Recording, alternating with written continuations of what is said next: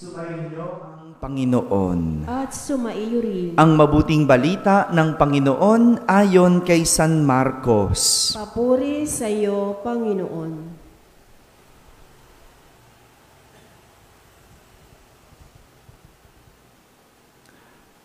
Noong panahong iyon, muling tumawid si Jesus sa ibayo ng lawa ng Galilea.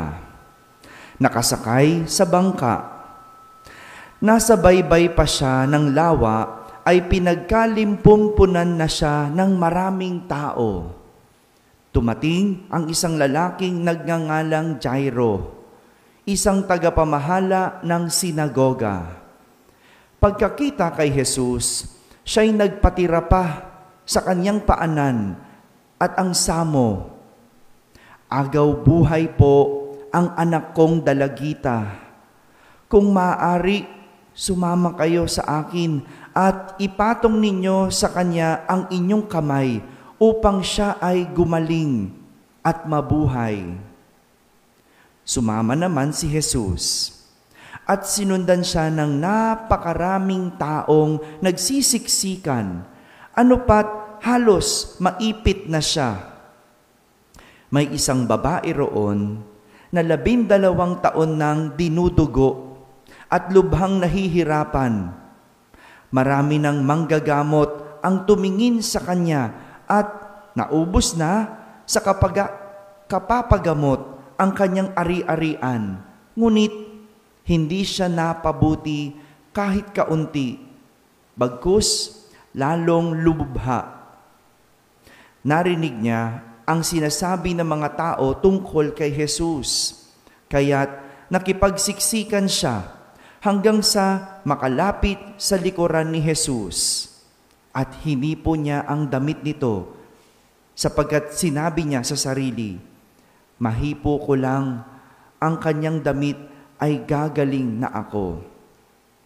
Biglang tumigil ang kanyang pagdurugo at naramdaman niyang magaling na siya. Naramdaman naman ni Jesus na may kapangyarihang lumabas sa kanya, kaya't bumaling siya sa mga tao at nagtanong, sino ang humipo sa akin?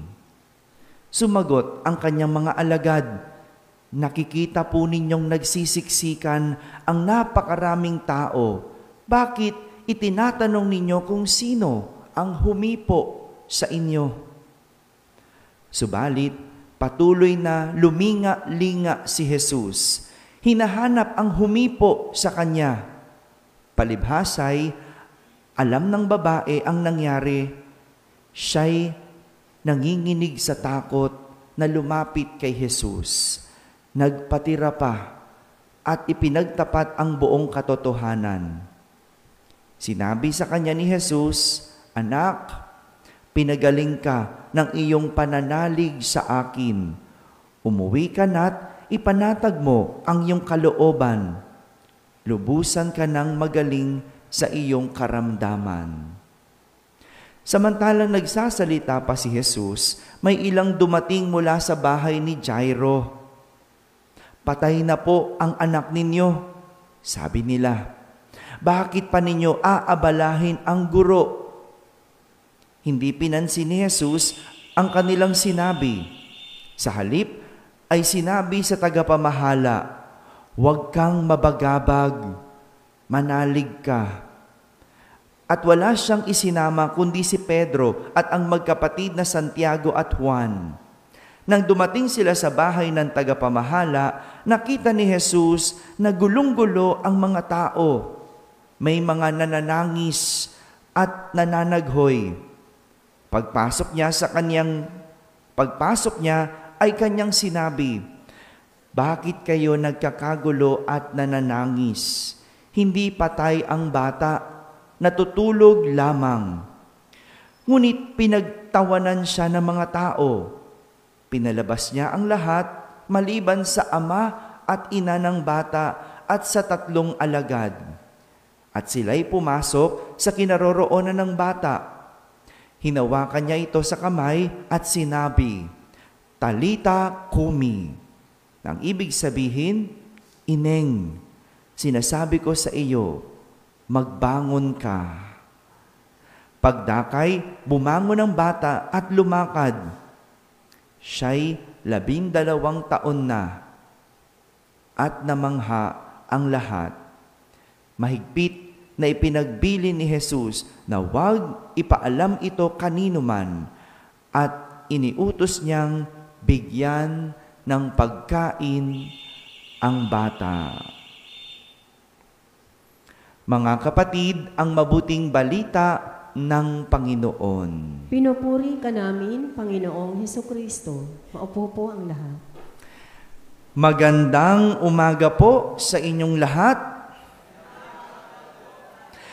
Kwento ng pagkapanalo at pagkatalo ang ating narinig sa mga pagbasa sa araw na ito. Medyo mahaba ang ating mga pagbasa. Ano po? Pero dalawa lang ang tema nito. Pagkapanalo at pagkatalo. Tanong ko po muna, sa dalawa, alin po ang mas gusto ninyo? Manalo, matalo?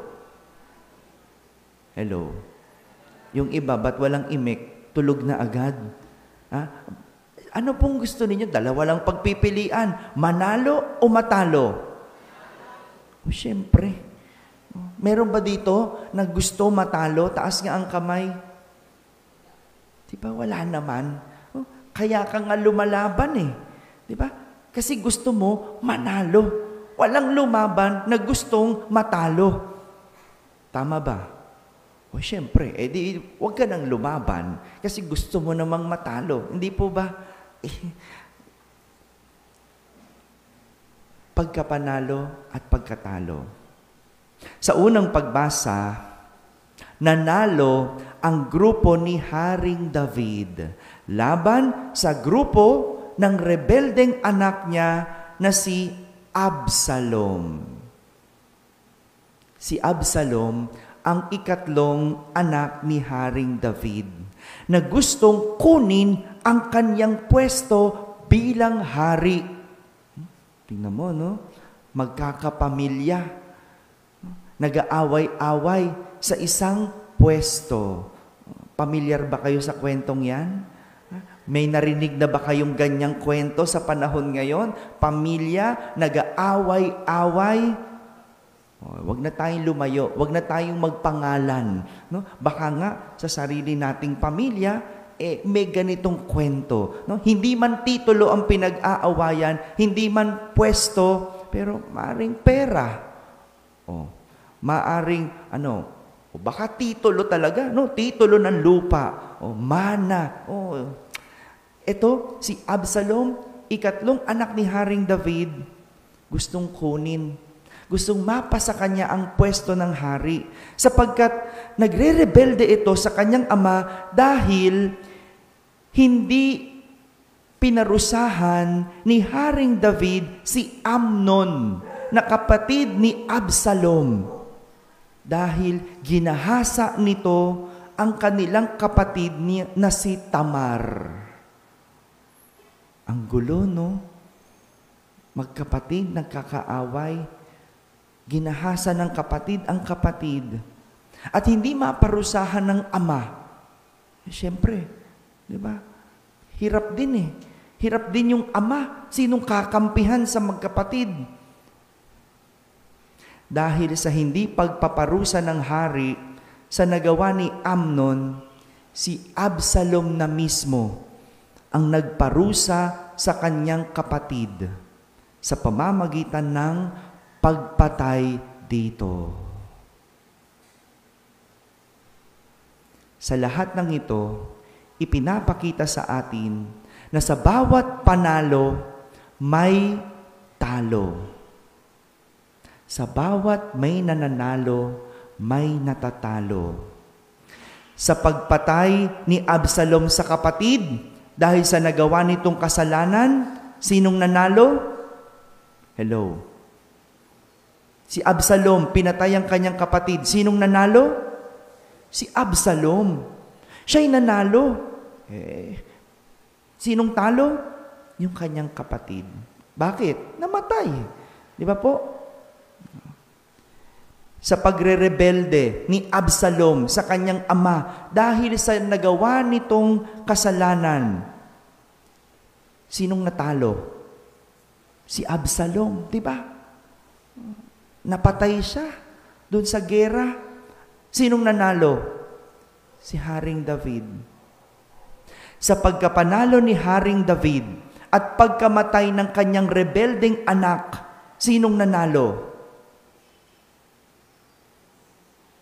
Ang hirap malaman, no? Panalo si Haring David dahil namatay ang kanyang anak. Pero nanalo ba talaga siya? Nanalo man siya sa laban, pero talo din dahil anak niya ang apektado. Talo siya dahil namatay ang kanyang anak. Dahilan kaya siya nagluluksa. Malinaw ang kwento? Panalo, pagkatalo. Dito, ipinapakita sa atin na hindi lahat kailangan labanan. Dahil hindi natin may aalis na sa bawat may nananalo, may natatalo. At kahit kailan, hindi ikinatutuwa ng isang matuwid na tao ang pagkatalo ng ibang tao, lalo na kung ikapapahamak nito. Kailanman, walang matuwid ang natuwa dahil siya'y nanalo at ang kapwa niya ay natalo, lalo na kung ikipinahamak niya ito. Kung ikaw magulang, galit ang anak mo sa iyo, naglaban kayo, panalo ka magulang, ikatutuwa mo ba na natalo mo ang anak mo? Kung ikaw kapatid, magkaaway kayong magkapatid, ikatutuwa mo bang manalo sa iyong kapatid? Sa bawat may nananalo, may natatalo. Kaya hindi lahat ng laban dapat ipinapanalo.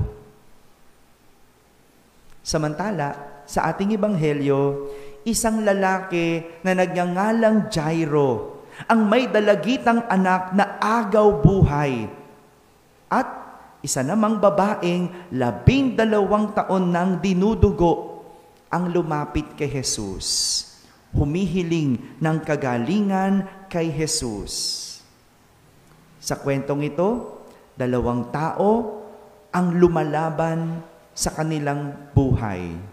2 taong lumalaban sa buhay at 2 tao ang nais ipanalo ang kanilang laban sa buhay. 2 taong ginamit ang pananampalataya kay Jesus para ipanalo ang kanilang laban. 2 taong ipinagpa sa Diyos ang kanilang laban. Kaya sa huli, ang Diyos ang siyang nagpanalo sa kanilang laban. Mga kapatid, ito po ang itinuturo sa atin ng ating mga pagbasa sa araw na ito. Sa lahat ng ating laban, may Diyos tayong malalapitan. Dahil walang talo kung Diyos ang kakampi mo. Amen? Amen.